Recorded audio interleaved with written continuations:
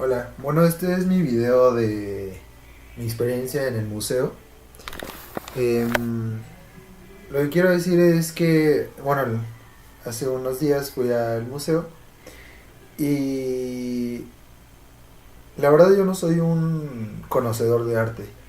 Eh, Siento que cuando voy a un museo y veo este tipo de obras, la verdad no sé interpretarlas y no me agrada esto, o sea, no me agrada ir a un museo y no saber qué es lo que representa esa obra. Uno hace el intento y, y pues entiende lo que cree, ¿no? Y a veces las cosas son diferentes y no es lo que uno cree. Pero creo que es algo interesante ya que el arte es eso, es darle el significado que tú crees. Pero también, bueno, yo soy una persona que me gusta mucho investigar y me gusta saber eh, de qué tratan las cosas o cosas que son desconocidas para mí, me gusta saber qué son. Así que esta vez quise hacer algo diferente y fui al museo con un poco de investigación previa de quién era Caravaggio y la obra como tal, porque era tan importante que la trajeran a México. Y bueno, con un poco de antecedente se me hizo mucho más interesante esta visita, ya que ahora sí pude apreciar de mejor manera el arte y es impresionante como yo cuando vi esa pintura, yo pensaba, cuando la vi en internet, yo pensaba que pues simplemente eran dos personas comunes tomándose de la mano y las miradas sí me llamaron la atención. Digo, pues esto puede significar, no sé, que confían el uno en el otro, o me llamaba la atención la vestimenta también.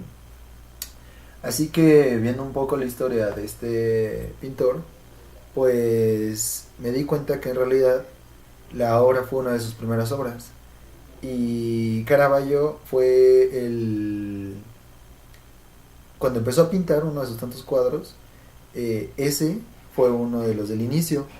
Y él se me hizo impresionante cómo fue uno de los revolucionarios, podrá decirse, porque en esa época todos pintaban con respecto a pinturas pasadas de otros, digamos que tomaban como base pinturas de otros.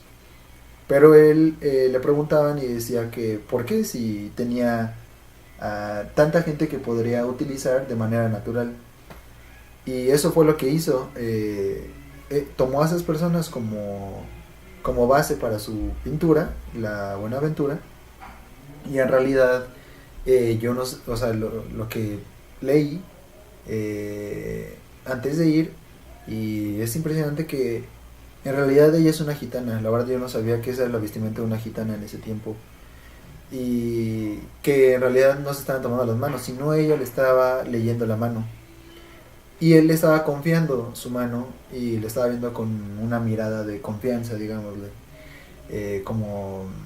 eh, sí, digamos de confianza. Y ella le devuelve la misma mirada, pero en realidad lo que comentan es que en realidad ella también le estaba robando un anillo. Y le estaba poniendo esa mirada como para que él creyera que estaban en confianza y él no se diera cuenta de ello. Además de cuestiones un poco más, ¿cómo se podrá decir?, subjetivas, ya que depende de cada quien cómo interprete esa obra. Para mí me gustó mucho el tipo de luz que genera en la obra. Se me hace una luz muy interesante, ya que tiene tantos colores oscuros como una luz cálida que va entrando de lado.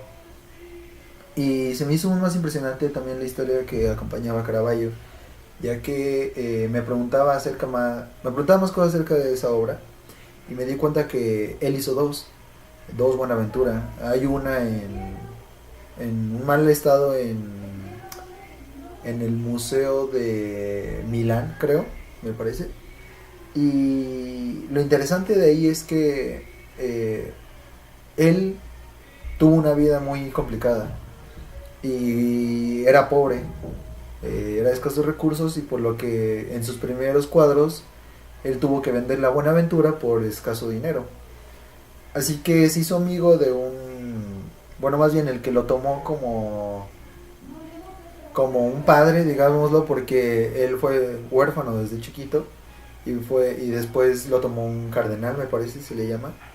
a Federico del Monte, me parece, y él le encarga varios cuadros, en el cual él hace la Buenaventura de nuevo. Esa Buenaventura es la que vino a México. Eh, y me interesó también ver otras de sus obras y eh, cómo representaba su actitud y su vida en sus cuadros. Y como se ve, todos sus cuadros son un poco dramáticos después de los primeros años que tuvo como pintor. Ya que como estuvo en la parte religiosa, conviviendo con religiosos, empezó a hacer cuadros religiosos, pero él después empezó como un poco a irse fuera del estándar y pintó el famoso cuadro de la muerte de la Virgen. Él cuando fue eh, mató por accidente a una persona y en ese tiempo él pensaba que le iban a degollar, así que en esa obsesión de que él creía que iba a morir decapitado, eh, dibujó, bueno, no dibujó, sino pintó un cuadro que le llama La cabeza de Goliat, me parece, o la cabeza... Sí, la cabeza de Goliat, sostenida por David, donde él se representa así solo como la cabeza de Goliat, que la sostiene David. Ese fue, me parece, su último cuadro después de que él muriera. Y pues se me hizo interesante porque cómo pueden representar los pintores sus emociones y su sentir o el cómo es la sociedad en ese momento, hace muchísimos años, 1500 algo, siglo XVI, cómo era la gente y cómo era la sociedad en ese momento y cómo las cosas han cambiado con respecto al mundo actual. Me gustó mucho saber más sobre, yo ni siquiera sabía quién era Caravaggio y ahora ya sé quién es Caravaggio, algunas de sus obras y su biografía, y eso me gustó, y mucho más irlo a ver en persona, ir a ver esa obra en persona, ya que pues estas están casi siempre en el Museo del Louvre de París. Y bueno, esa fue mi experiencia y muchas gracias.